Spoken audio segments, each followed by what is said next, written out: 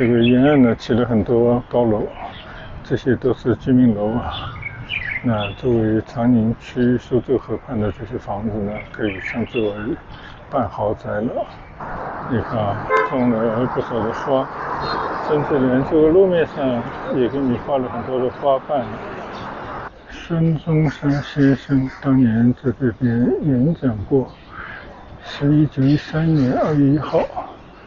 这就是苏州河畔的这条步道。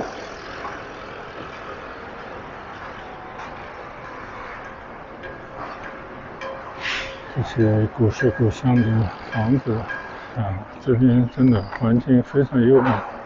当然，这个后来全部把它铺上草坪，这些房子呢全部进行翻修，外墙重新粉刷等等都有关系啊。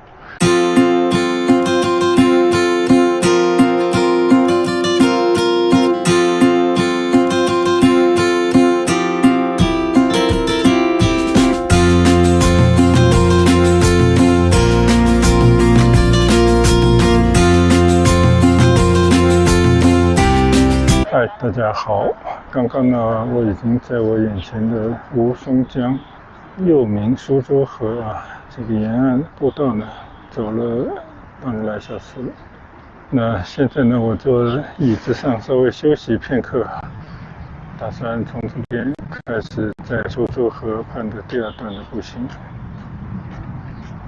这里景色非常好啊，现在出太阳了。今天的天气预报不符啊，但是天气好总是一件好事啊。我们继续在吴淞江畔苏州河边上来行走。这个沿岸呢起了很多高楼，这些都是居民楼啊。那作为长宁区苏州河畔的这些房子呢，可以称之为半豪宅了，非常好的居住环境。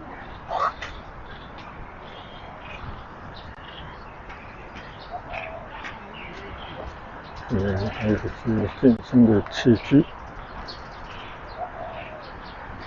你看啊，这条道呢，我相信原本是属于右侧这个屋村的，但现在政府把它打开了，还江岸于民，我觉得这是非常好的作为。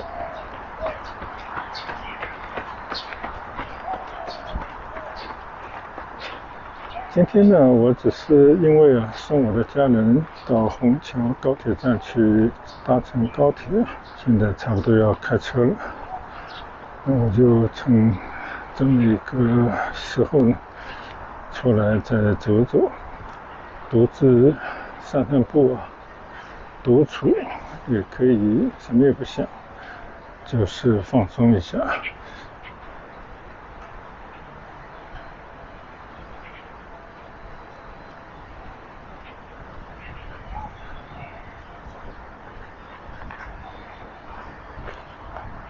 你看啊，这边也做了一个乘凉的凉棚，同时呢，也把当年改造苏河的一些事情跟大家分享了一下。这里有苏州河前世今生，我就不念了，大家看一看。在上海境内呢，有53公里啊，这么一个长度。从江的对面来看呢，其实这边以前都是老房子，最起码存在了40、50年的房子，但是并没有完全拆掉，只是拆掉了一部分，保留了相当一部分。那边上呢，这个地方也在盖大楼了。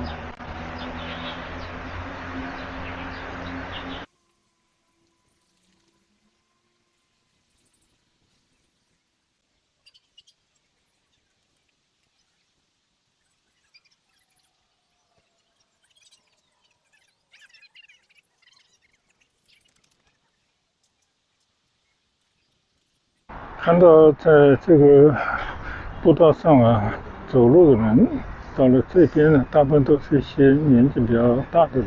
那这边呢，也给这些年老的人呢做了一些凉亭，做了一些桌椅，大家可以在这边呢，不仅可以闲坐说话，而且也可以打牌、下棋，甚至还有一些可以活动身体的一些器具，就说不上完美啊，但是有好过没有。更要紧的呢是这个河边的风景，不仅这个河水越来越干净，边上的这些步道也铺平了，就可以非常从容的休闲。从周围的环境来看呢，这边还是以以前老房子为主，并没有什么特别高大上的时尚的建筑物，所以一座城市要改造，它也只能是由中心慢慢的向四周放散，不大可能一蹴而就。尤其是这么几十公里长的一条河道，以前两边都建满了这种低矮的房子。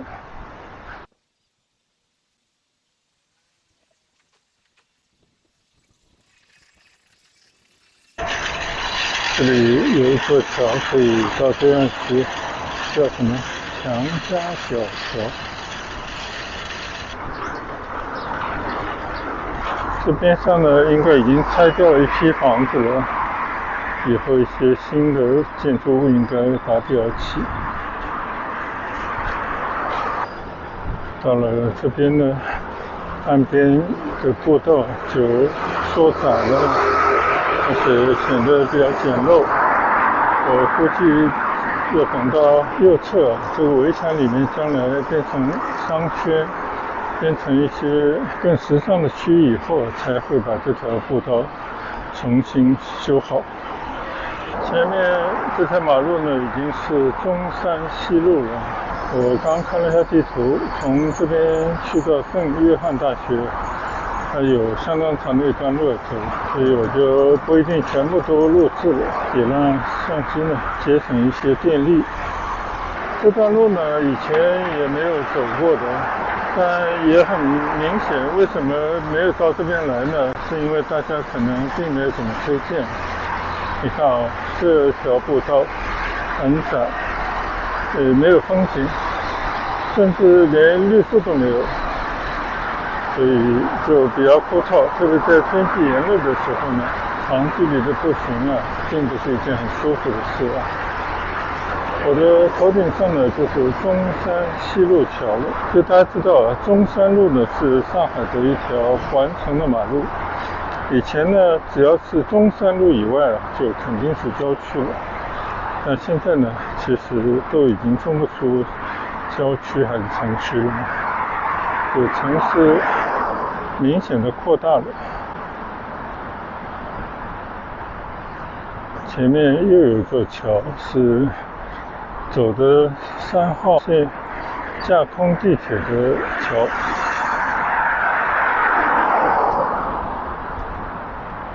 现在已经来到了凯旋路附近了，我眼前的就是轨道3号线桥。虽然这段呢没有什么风景啊，但是它也会有些点缀。你看这边做了一个雕塑，起了一个老式的脚踏车，这个挺有意思的。这跟我们当年大概就这样子的吧。这个边上呢有周家桥37民众夜校旧址纪念馆。那到了这边呢，这里已经是万航渡路了。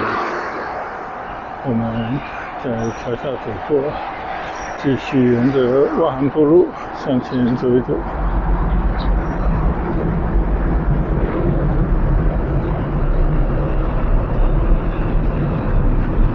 桥下好乘凉，很多人已经占据了桥下那些健身的器材，在这边活动。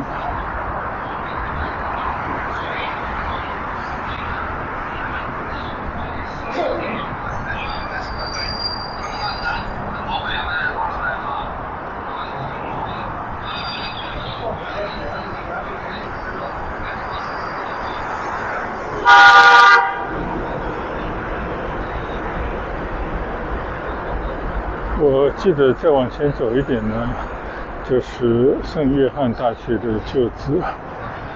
这一块地方啊，应该很多都属于上海华东政法大学的区域，也就是在圣约翰大学的校园的基础上成立的政法大学。好，我们继续沿着苏州河向前走。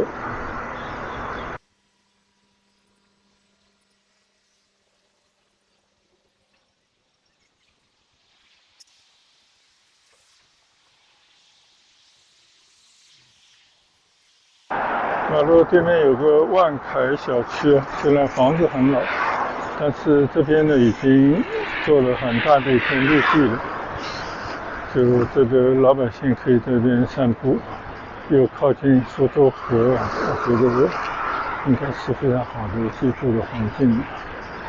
这边有一个悠游苏州河中山公园码头，前面呢就是圣约翰大学校园的入口，但是在这个之前呢，我想到马路对面啊，这个万凯小区边上的公园里面去走一走。虽然都是一些老房子，但这边的环境还是非常美的。你看啊，种了不少的花，甚至连这个路面上也给你画了很多的花瓣。这边有一个长廊，不是那种中式的长廊，而且有些艺术感的一个长廊。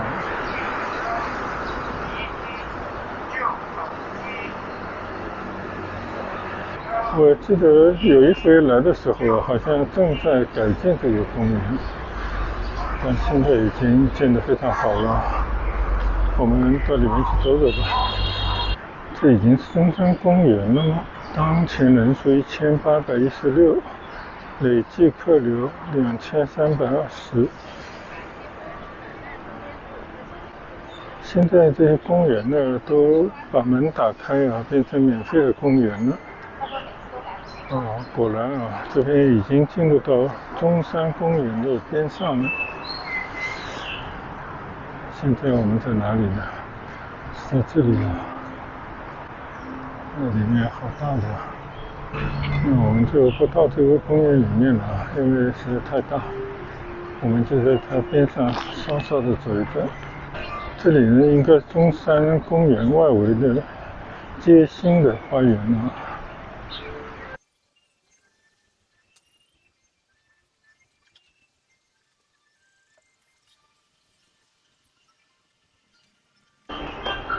草坪上面有一些很漂亮的花，那么边上你看动作整齐的在这边打太极。这个建筑，这个亭子应该叫一个铜顶啊，你看应该用铜做的亭子的顶吧。这个区域应该跟中山公园连成一片非常巨大的一片草坪，那我们就不走过去了。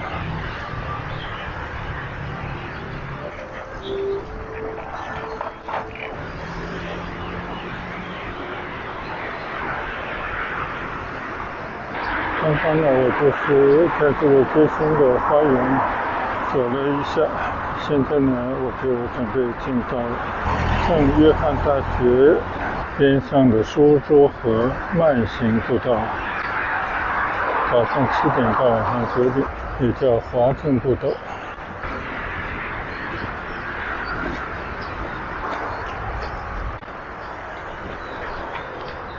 你看啊，这里的柱子还是有些艺术性。我相信这边的这些面河的楼呢，就已经是华东政法大学的家属楼了。以前家属都住在校区里面的。这就是我刚刚走过来的苏州河。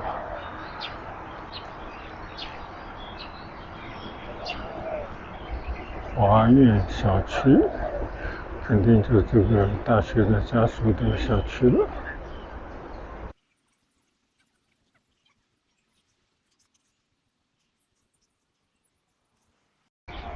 和国外的很多大学不一样啊，这边的大学呢，大部分都是封闭的环境，就有门禁，一般人是进不了的。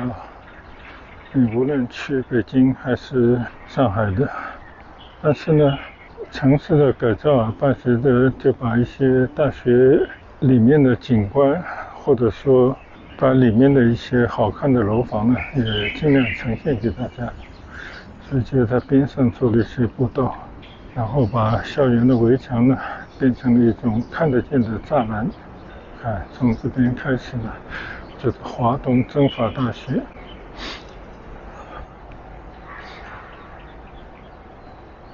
感觉这个校园应该是打开的啊，我们看看能不能到里面去走一走。现在的华东政法大学，也就是以前的圣约翰大学，你听着圣约翰这个名字，那就是西方人来办的一个学校。虽然这里面很多的房子呢都是中式的，但当年可是号称东方哈佛的。所以历史就这样啊，现在只是成了一些记忆了。可是我们现在还津津乐道当年的那些圣约翰的毕业生，历史的名人。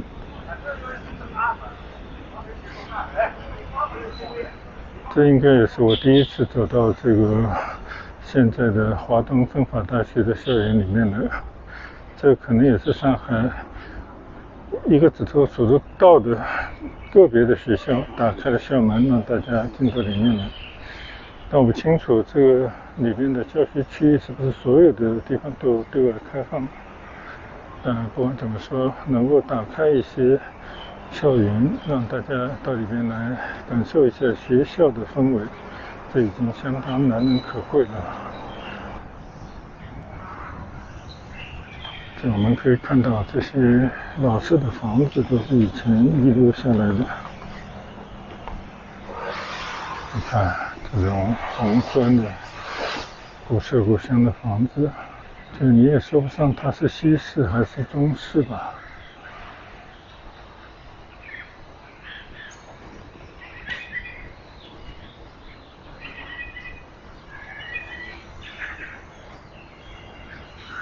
63楼啊，都是有些介绍的。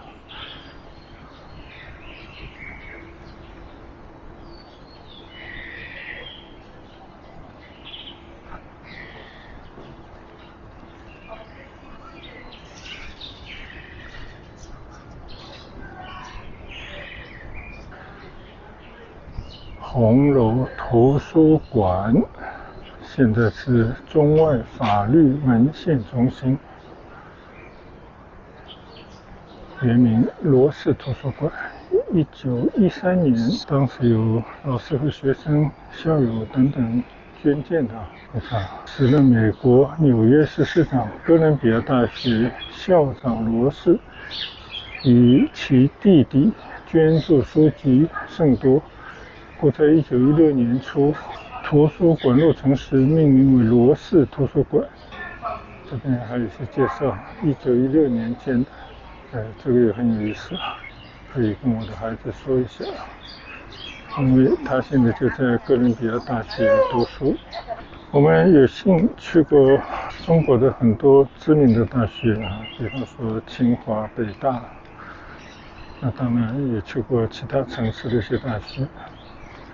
其实这大学绝大部分都是西方人在这边开办的，但现在呢，都是中国的一流的高等学府。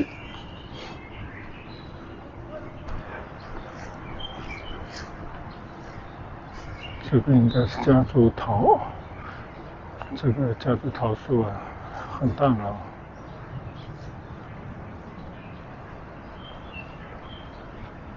看看这个草坪，这些有年头的大树。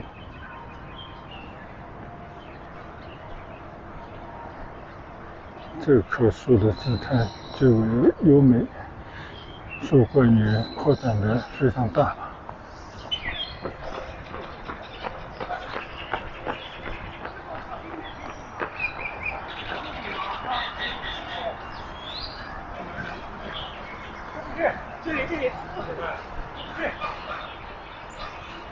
哦，这里还搞了一个类似小园林的地方，一个水池，弄了很多泰国石。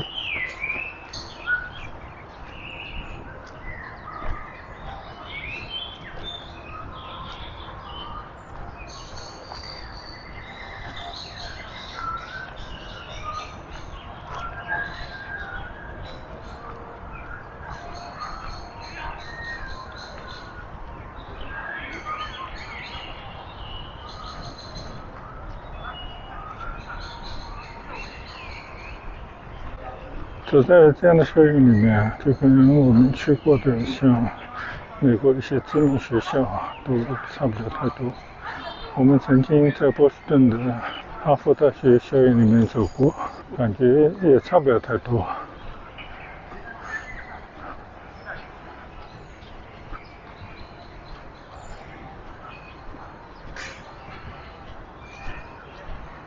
想必这是一个校门，这个应该是这座大学的一条主道了吧。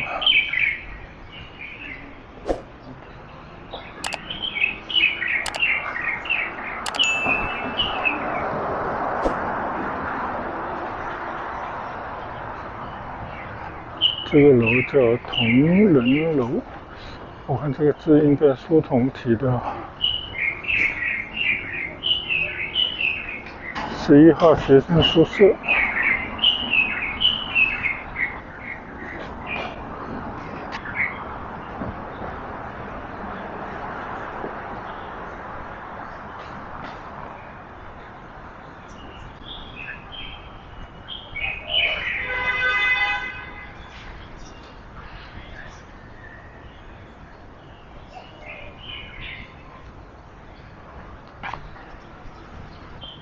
我又看到了一座古色古香的楼，这个楼应该是中西结合的，因为它的上面一段就跟中国传统的建筑物一样，但下面呢，这个拱形的门洞应该是西式的，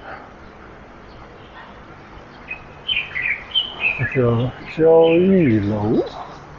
圣约翰同学会和校友会在建校40周年时，为纪念圣玛利亚女中首任校长捐建的一个楼，1929年建成。但同时呢，这边也是解放上海第一宿营地第3野战军陈毅就曾经在这边驻扎过，办公区参观者请止步，但是这个门还应该保留着以前的模样。这边也有交易楼的一个介绍，再走到对面去看看。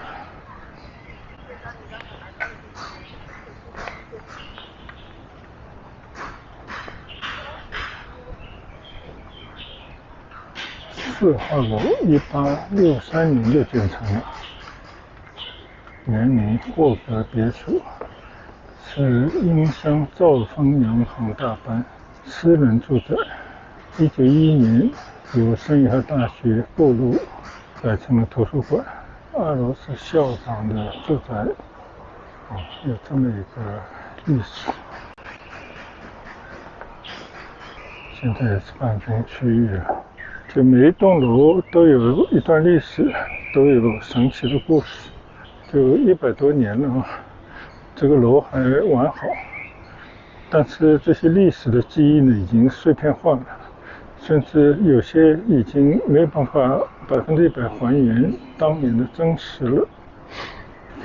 这些楼有些虽然是中式，但是你又觉得好像它不完全是属于中国，有很多西洋的元素在里面。对面是63楼。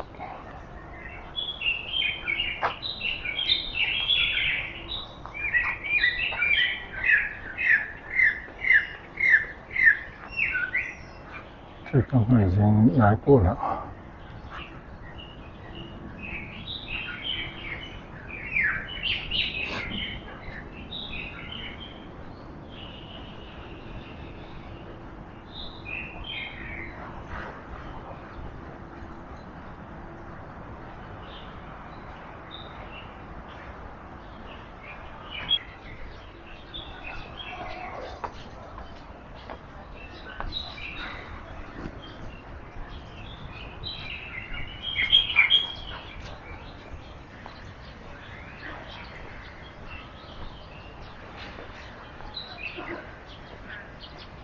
对面是一栋图书馆大楼，这个可能就是1980年建的新的图书馆啊。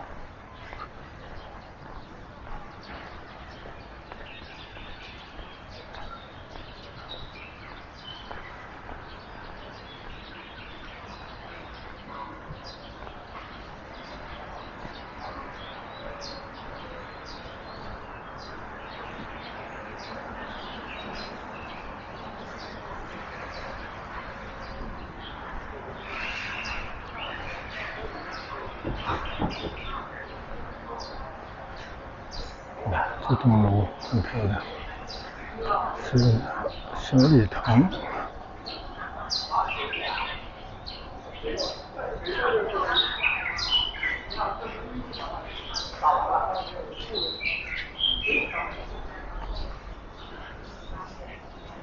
孙中山先生当年在这边演讲过，是1913年2月1号，当时民国第一任临时大总统孙中山先生应顺邀约翰大学之邀，在毕业典礼上发表演讲。还有这样的一段历史，这也叫思言堂，在1904年就落成了。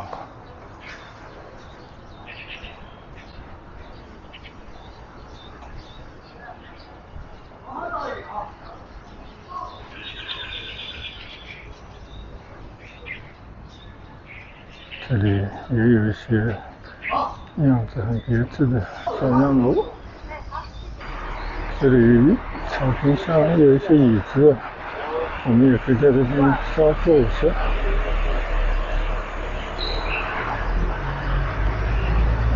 7、9级2班选举同学竞争偶像。好，我们对着这个大草坪稍稍的坐一下，在旧圣约翰大学的旧址校园里面随着走走。虽然它现在早就不是当年的大学了，但是呢，这个里面还是保留下来的很多历史的建筑格局虽然也增添了一些跟以前的环境不相符的大楼，那很多可能变成了教学楼，或者是老师的住所。有机会在这种老的大学的校园里面走走，也不过100多年的历史而已那你就可以看到这个上海的人文底蕴。它这个城市并不是我们一直讲的那种就是有西方的商人强权到这边打开商府租界它其实也有很多像知名的学府大学，还有上海到现在为止对老百姓所推崇的医疗机构等等，这些都是西方到这边来带来的一些好的东西那当然还有很多生活的方式，以及有机会我们还要去走走的上海市中心的所谓的梧桐区。就你从100多年以前建的那个街区布局、住宅等等，你就可以知道，其实就是说我们现在还都没有达到100多年以前这种居住的环境，所以值得学习的东西还非常之多。来了一个大巴，不知道是来参观的还是干嘛的。好，我们就这边稍稍的休息一下，喝点水等一会儿再回到苏州河沿着步道再去走一段。看到校园里面来了很多大巴带着很多年轻人到这边来，不知道是来参观的还是怎么的。这里有一棵树，是枇杷树吗？应该是的只不过这个果子还没长得很大就是。这里有一排房子老的可能也有一些是加建了几层的，看到有些应该是宿舍吧，我看里面还挂着衣服。这种感觉跟走在其他大学里面应该也没什么两样当然我指的是那种就是有老式建筑的，比方说我小孩曾经读过的多伦多大学，我们也在校园里面曾经留恋过。这边是公共法律服务学院、律师学院，所以政法学校一定是培养律师的地方。这边挂了很多的牌子。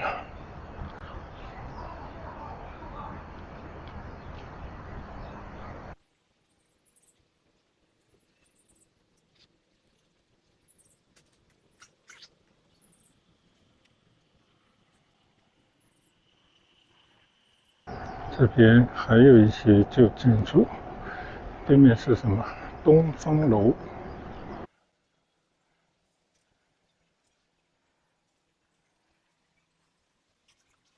这边有画廊，介绍这个校园里面的一些楼。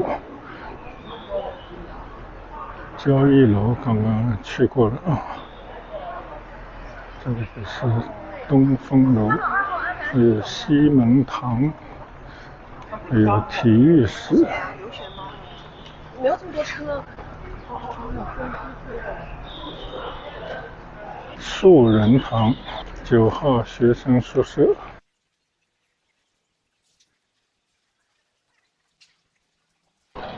哦，这座桥上次还没有开放啊，现在已经开放了，叫法政桥。就是这个校园啊，这里建了一个桥，可以过苏州河到对岸去。我们上去走走吧。真心话大冒险。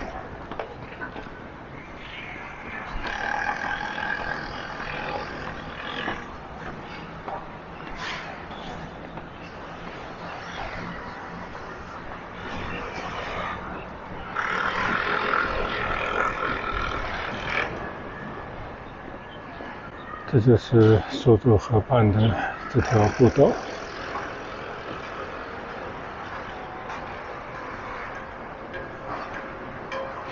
这些古色古香的房子，就是当年圣约翰大学的校舍。对面呢，也在进行商业开发了。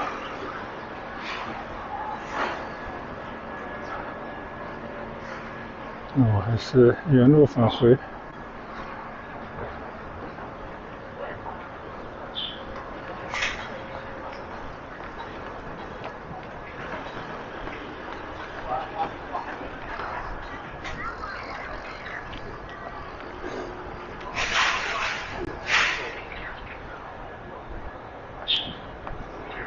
再回到校园里面去走一段啊，然后就拐回到河边的步道上。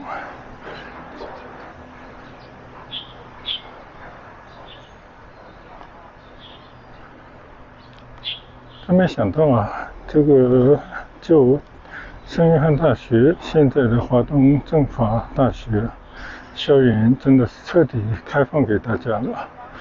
我希望他做一个表率，成为榜样啊。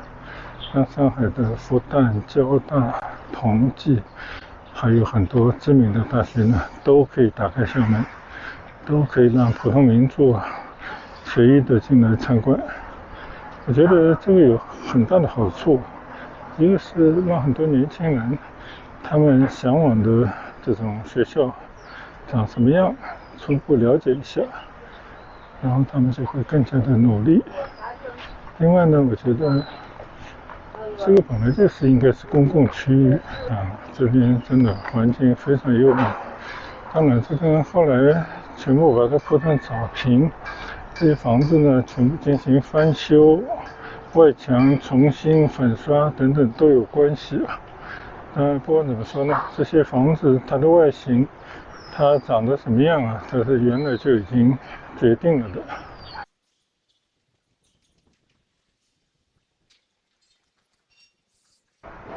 我们再来看一看啊，看这样的校园。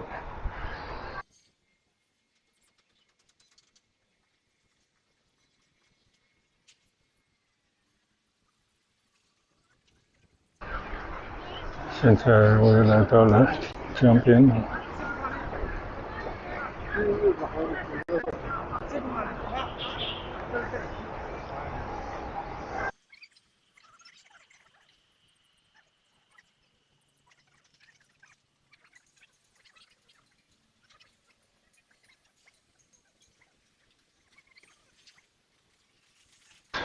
相信呢，左前方啊，河的对岸也在进行一个综合的开发，应该会是一个热闹的商业中心。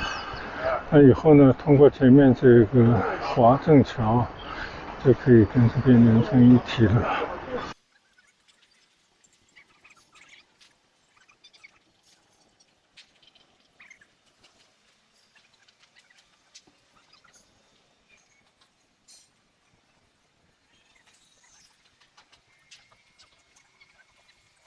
我们再来看看我刚刚走了一段的华正桥，装点的很漂亮，而且我刚刚看到下面还有个牌子写着叫新桥，就是一颗新的新啊。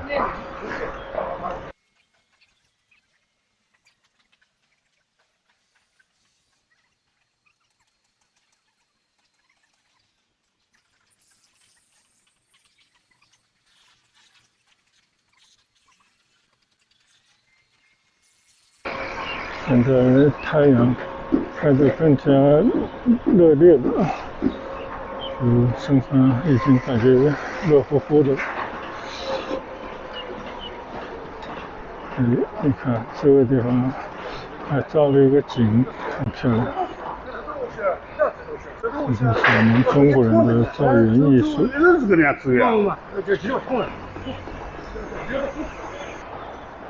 就这么一块边角料的地方啊，专门做了一个凉亭，看还有一座小桥可以过去。雅致，而且也很实用啊。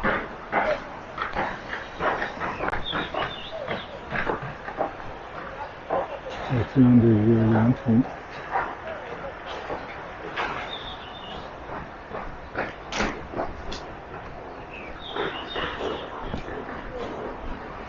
其实都是可以有凳子坐的，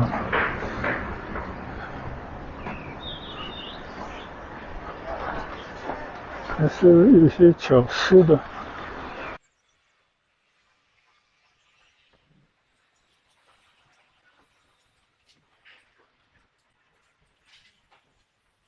右侧还有一栋老楼正在进行维修。这种地方呢，我觉得时不时来走走还是很好的。那我呢就利用每次回到上海的机会，到上海的一些像是历史建筑这种街区来走走。今天呢比较特殊啊，它是一个旧的校园，但是从这里可以看到上海的文化底蕴。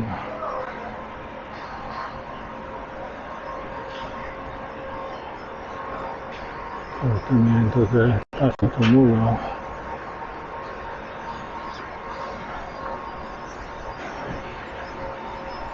苏州河两岸呢，新旧的这种建筑还搭配得很好，非常和谐的。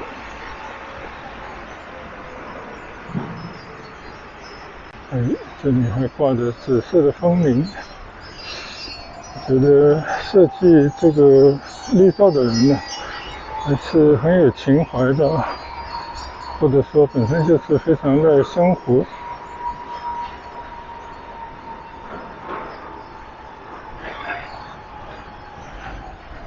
这些楼太多，我就不一一去打卡了啊，也记不住。我们再回到这条法政步道上来走几步。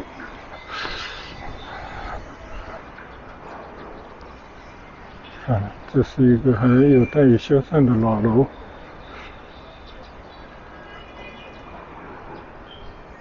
走到这边呢，我们就要走出这个华东政法大学了，也就是这条步道，旧的圣约翰大学校园，也是苏州河畔的一条优美的步道。